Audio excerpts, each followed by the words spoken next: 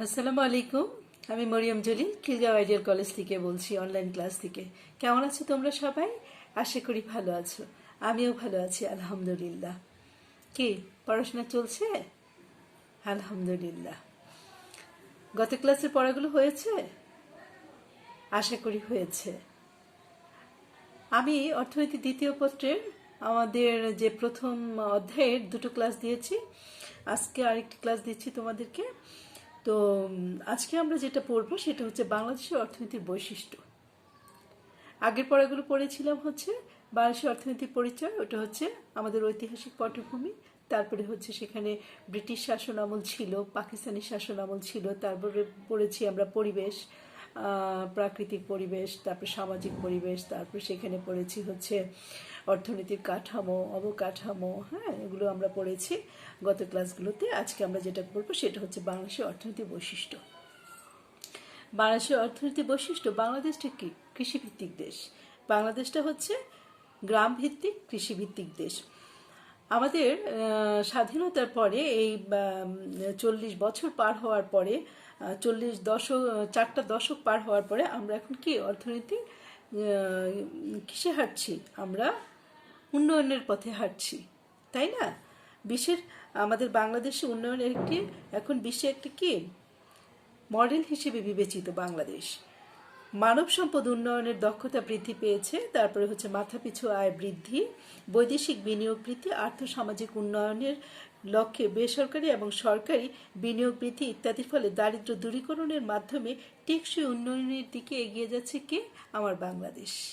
ঠিক আছে, তাহলে এই পরিস্থিতিতে 1 জুলাই আমাদের 2015 সালে বিশ্বব্যাংক বাংলাদেশকে নিম্ন আয়ের দেশ থেকে নিম্ন মধ্যম আয়ের দেশ হিসেবে স্বীকৃতি দিয়েছিল। আবার আন্তর্জাতিক জাতিসংঘ মার্চে 2018 সালের মার্চ মাসে বাংলাদেশকে উন্নয়নশীল দেশ হিসেবে প্রাথমিক স্বীকৃতি দেয়। যদিও উন্নয়নশীল দেশের চূড়ান্ত স্বীকৃতি পাওয়া যাবে হচ্ছে আমাদেরটা গত 2024 সালে। তাহলে কি 2015 সালে আমাদের দেশকে বিশ্বব্যাংক কি করেছিল? নিম্ন আয়ের দেশ থেকে নিম্ন মধ্যম আয়ের দেশ হিসেবে স্বীকৃতি দিয়েছিল। আবার 2018 সালে জাতিসংঘ মার্চ মাসে আমাদের দেশকে উন্নয়নশীল দেশ হিসেবে স্বীকৃতি দেয়, এবং এটা সম্পূর্ণ স্বীকৃতি পর্যায়ে মানে চূড়ান্তভাবে স্বীকৃতি পাবে হচ্ছে 2024 সালে। ঠিক আছে, তাহলে এই যে আমাদের অর্থনীতির বৈশিষ্ট্য, আমরা আগেই বলেছি কি আমাদের দেশ হচ্ছে কি কৃষি নির্ভর, তাই না? তাহলে আমাদেরকে এই অর্থনীতির বৈশিষ্ট্যের কথা বলতে হলে সর্বপ্রথম যেটা আসবে সেটা হচ্ছে কি আমাদের কৃষির অবদান। মানে বাংলাদেশের কৃষির অবদানটা কত, সেটা দিয়ে হচ্ছে আমাদের প্রথম কি করতে হবে, আমাদের অর্থনীতির বৈশিষ্ট্যটা চিহ্নিতকরণ করতে হবে। তাহলে অর্থনীতি আমাদের কৃষিতে যে অবদানগুলো আছে সেগুলো কি আমাদের দেশের অর্থনৈতিক উন্নয়নের জন্য এটা কি সর্বপ্রথম যে কথাটা আসবে সেটাই হচ্ছে কৃষি। তাহলে কৃষির অবদান থাকবে, তারপরে তার সাথে হচ্ছে কৃষির ক্রমোন্নতি, মানে কৃষিটাকে কিভাবে উন্নয়ন করলে এবং কিভাবে সেটার উন্নতিকে ধরে রাখতে পারলে আমাদের দেশটা উন্নয়নের দিকে ধাবিত হবে। যেহেতু আমাদের কৃষি নির্ভর দেশ, তাহলে তো আমাদের কৃষিকে ফেলে দিয়ে তো আর অন্য কিছুর দিকে আমাদের যাওয়াটা কি হবে? অসম্ভব হয়ে যাবে, তাই না? তার জন্য কৃষির অবদানটার কথা আমাদের মাথায় রাখতে হবে। তারপর হচ্ছে কৃষির যে ক্রমাগত যে উন্নতি সেদিকে আমাদেরকে খেয়াল রাখতে হবে। তারপর যেটা আসবে সেটা হচ্ছে কি শিল্পের উন্নয়নের কর্মসূচি গ্রহণ করতে হবে। শিল্পকেও আমাদের উন্নয়ন করতে হবে, সেখানকারও বিভিন্ন কর্মসূচি আমাদেরকে গ্রহণ করতে হবে। এবং আমাদেরকে যেটা আরও করতে হবে সেটা হচ্ছে জনসংখ্যা বৃদ্ধি যে আমাদের আছে সেটাকে হ্রাস করতে হবে। বেকার সমস্যা আমাদের দেশে তীব্র, এবং সেটা কি জনসংখ্যা বৃদ্ধির তুলনায় বাংলাদেশের সঞ্চয় এবং মূলধন গঠনের পরিমাণটা কম, সেজন্য যার ফলে বিনিয়োগ আশানুরূপ আমাদের হয় না। তাই বেকার সমস্যা তেমন উন্নতি আমরা কি করতে পারছি না। কিন্তু বৈদেশিক যে বিনিয়োগগুলো আছে সেগুলো যখন বাংলাদেশে বিনিয়োগে আগ্রহ প্রকাশ করবে এবং আগ্রহী হয়ে তারা সেখানে আমাদের বিনিয়োগ করবে, তাতে আমরা আশা করি যে আমাদের যে দেশে যে অর্থনৈতিক সরকারি বেসরকারিভাবে যে অর্থনৈতিক অঞ্চলগুলো চালু হচ্ছে এবং ন্যাশনাল সার্ভিস প্রবর্তনের ফলে আশা করা যায় যে অদূর ভবিষ্যতে আমাদের দেশে বেকার সমস্যা কমে আসবে, হ্রাস পাবে। মাথাপিছু আয় যেটা সেটা হচ্ছে ওয়ার্ল্ড ডেভেলপমেন্ট রিপোর্টে আমাদের 2014 সালে বাংলাদেশের মাথাপিছু আয় ছিল হচ্ছে $840 $840 এবং এটা মানে একেবারেই সর্বশেষ তথ্য অনুযায়ী বাংলাদেশের মাথাপিছু আয় বর্তমানে হচ্ছে $1909। তাহলে 2014 সালে ছিল কত? $840 আর এখন সর্বশেষ তথ্য অনুযায়ী হচ্ছে আমাদের $1909। তাহলে এইগুলো যদি আমাদের উন্নয়নের দিকে ধাবিত হতে থাকে তাহলে অবশ্যই জীবনযাত্রার মান উন্নয়ন হবে, নাকি বলো? জীবনযাত্রার মান তো আর থেমে থাকবে না, তাই না? তাহলে জীবনযাত্রার মানও এর সাথে সাথে আমাদের উন্নতি লাভ করবে। প্রাকৃতিক এবং মানব যে সম্পদ আছে সেগুলোরও আমাদের কি করতে হবে? আমাদের সঠিক ব্যবহার করতে হবে। আমাদের দেশে মানব আছে, জনসংখ্যাকে যখন আমরা কি করব, আমরা ট্রেনিং দিয়ে, আমরা শিক্ষা দিয়ে আমরা ওদেরকে কাজে লাগাতে পারবো, তাহলে ওরা মানব সম্পদে পরিণত হবে। তাহলে আমাদের যেমন প্রাকৃতিক যে সম্পদ আছে সেগুলোকেও যখন ব্যবহারকে আমাদের সঠিক করতে হবে এবং তার সাথে আমাদের মানবকে কাজে লাগিয়ে সম্পদে পরিণত করতে হবে। তাহলে সেভাবে আমাদের বিনিয়োগ যে যোগ্য প্রবাহ সেগুলো পুঁজিগুলো বৃদ্ধি পাবে, খাদ্য সমস্যা এবং পুষ্টিহীনতা কমে আসবে। যে যখন নাকি মানুষ সবার জন্য খাদ্য নিশ্চিত করার মাধ্যমে বাংলাদেশকে খাদ্য স্বয়ংসম্পূর্ণ করতে কৃষিখাতকে সর্বোচ্চ অগ্রাধিকার দিতে হবে এবং অধিক জনসংখ্যা কিন্তু সে তুলনায় কৃষি উৎপাদন কম হওয়ায় বাংলাদেশের খাদ্য এবং পুষ্টি ঘাটতি বিদ্যমান। বর্তমানে উন্নত সার, বীজ এবং প্রযুক্তি ব্যবহারের ফলে দিন দিন শস্য উৎপাদনের পরিমাণ বৃদ্ধি পাচ্ছে। আমাদের যে সমস্যাগুলো আছে সেই সমস্যাগুলোকে আমাদের কাটিয়ে ওঠার জন্য বিভিন্ন পদক্ষেপ গ্রহণ করতে হবে এবং সেই পদক্ষেপ অনুযায়ী আমাদেরকে কাজ করতে হবে। তারপর সেখানে হচ্ছে অর্থনৈতিক এবং সামাজিক অবকাঠামো। আমাদের বাংলাদেশের অর্থনৈতিক এবং সামাজিক অবকাঠামোর উন্নয়ন ধীরে ধীরে প্রসার লাভ করছে, যেটা আমরা গত ক্লাসেই পড়েছিলাম। আমাদের একটা অর্থনৈতিক কাঠামো আছে, সেখানে আমাদের 3টা খাতের কথা বলা হয়েছিল। একটা হচ্ছে উৎপাদন খাত, তারপরে আরেকটা ছিল হচ্ছে আমাদের সেখানে সরকারি বেসরকারি খাত ছিল, আরেকটা ছিল হচ্ছে আমাদের অঞ্চল ভিত্তিক খাত। তাহলে এগুলোকে আমাদের যদি উন্নয়ন করতে হয় তাহলে আমাদেরকে কি করতে হবে? তাহলে অবকাঠামোগত উন্নয়ন করতে হবে। কোনো জিনিস তো আর এমনি তো উন্নয়ন হয়ে যায় না। একটা জিনিস তুমি বললে যে হ্যাঁ এই জিনিসটাকে ধরো আমার পড়ালেখার উন্নতি করতে হবে, আমাকে ভালো রেজাল্ট করতে হবে, এটা যদি আমি ভাবি, কিন্তু এটাই ধরো আমার কাঠামোগত উন্নয়ন, এবং এটাকে আমার উন্নয়ন করার জন্য যে কাজগুলো করতে হবে সেটা হচ্ছে অবকাঠামোগত উন্নয়ন। তাহলে কাঠামোগত উন্নয়নের সাথে সাথে আমাদের কি করতে হবে? অবকাঠামোগত উন্নয়নের দিকে আমাদের লক্ষ্য রাখতে হবে এবং সেভাবে আমাদেরকে উন্নতি করতে হবে। বৈদেশিক বাণিজ্য আছে, বৈদেশিক বাণিজ্যের সাহায্যের উপর নির্ভরশীলতা, শিক্ষার হার, সামাজিক কুসংস্কারতা, তারপরে সামাজিক কুসংস্কার, তারপরে হচ্ছে কারিগরি জ্ঞানের প্রসার, পরিকল্পনা, প্রাকৃতিক দুর্যোগ, দক্ষ উদ্যোক্তা সৃষ্টি, বেসরকারীকরণ, এগুলোর মাধ্যমে আমাদেরকে কি করতে হবে? আমাদের বাংলাদেশের অর্থনীতির বৈশিষ্ট্য এগুলোর মাধ্যমে এগুলো উন্নয়নের মাধ্যমে একটি দেশের উন্নয়ন হবে। তাহলে এই যে আমি অর্থনীতির এতক্ষণ বৈশিষ্ট্যগুলো বললাম, এখন এগুলোকে উন্নয়নের গতিধারা, বাংলাদেশের অর্থনীতির উন্নয়নের গতিধারা, এখন গতিধারা কি? তাহলে ওইগুলোর উন্নয়ন করলেই তো আমাদের দেশ উন্নতি হবে। আমি যে সেক্টরগুলোর কথা এতক্ষণ তোমাদের সাথে বললাম, সে প্রত্যেকটা সেক্টরের যদি উন্নয়ন ঘটে তাহলে তো অবশ্যই বাংলাদেশের অর্থনীতির উন্নয়নের গতিধারাটা ত্বরান্বিত হবে না? হ্যাঁ, তাহলে কি হচ্ছে? এখন হচ্ছে বাংলাদেশের অর্থনীতির উন্নয়নের গতিধারা। তাহলে তার মধ্যে আমাদের দেশের স্বাধীনতার ঠিক পরপরই দেশের অর্থনীতি কেমন ছিল, স্বাধীনতার পরপর দেশের অর্থনীতিটা কেমন ছিল, এখানে বলা হচ্ছে 1972 সালে 25 সেপ্টেম্বর বিশ্বব্যাংক একটি রিপোর্ট করেছিল যা হলো সবচেয়ে ভালো পরিস্থিতিতে বাংলাদেশের উন্নয়ন সমস্যাটি অত্যন্ত জটিল। এখানকার মানুষ অত্যন্ত দরিদ্র, মাথাপিছু আয় $50 থেকে $70 মধ্যে, যা গত 20 বছরে বাড়েনি। জনসংখ্যার প্রবল আধিক্য, এখানে প্রতি বর্গ কিলোমিটারে হচ্ছে 1400 মানুষ বাস করে। তাদের জীবনের আয়ুষ্কাল হচ্ছে অনেক কম এবং এখানে তা 50 বছরের নিচে, এবং বেকারত্বের হার হচ্ছে 25 থেকে 30% মধ্যে, এবং জনগণের বড় একটা সংখ্যা আছে, সেটা হচ্ছে অশিক্ষিত।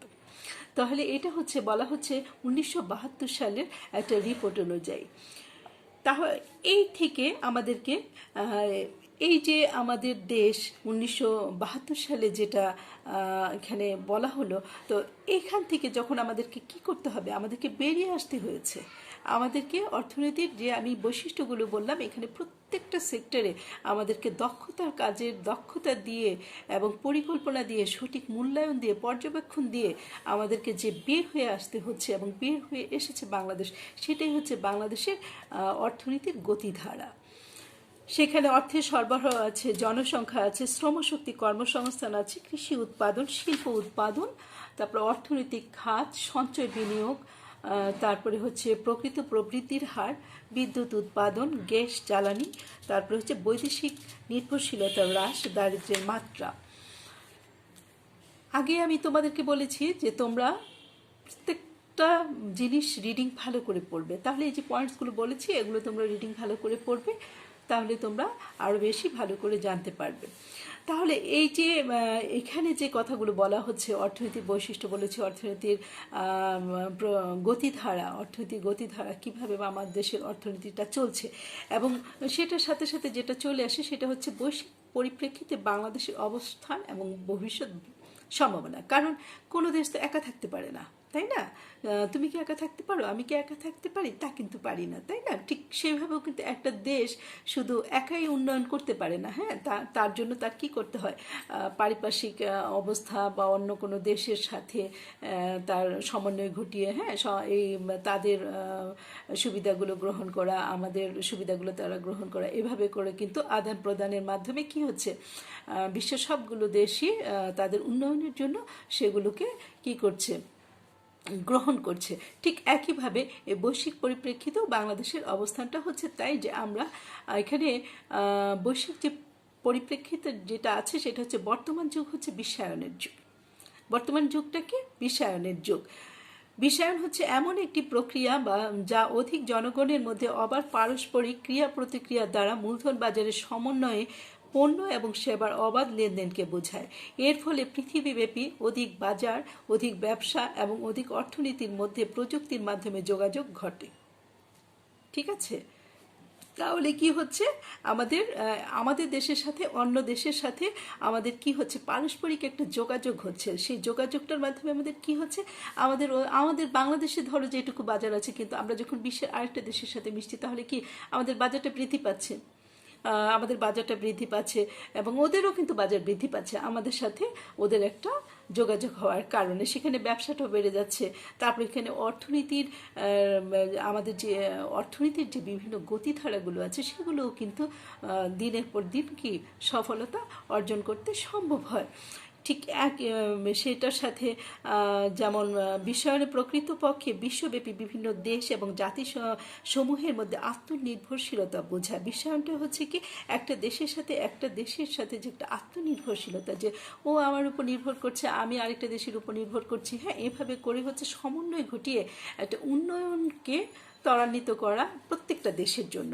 তাহলে তার সাথে কি হচ্ছে, বিনিয়োগ বৃদ্ধি পাচ্ছে, তারপর অধিক কর্মসংস্থান হচ্ছে, অধিক উৎপাদন হচ্ছে, মাথাপিছু আয় বৃদ্ধি পাচ্ছে, তারপরে সেখানে জীবনের মান উন্নয়ন হচ্ছে, সামাজিক অবস্থার উন্নয়ন হচ্ছে, নতুন প্রযুক্তি উদ্ভব হচ্ছে এবং তার সাথে জনশক্তিও কিন্তু বৃদ্ধি পাচ্ছে, মানব সম্পদের উন্নয়ন হচ্ছে, শিল্পায়ন এবং নির্ভরযোগ্য উন্নয়ন এবং পরিবেশ সুরক্ষা। এগুলো সবই আসে কোথা থেকে?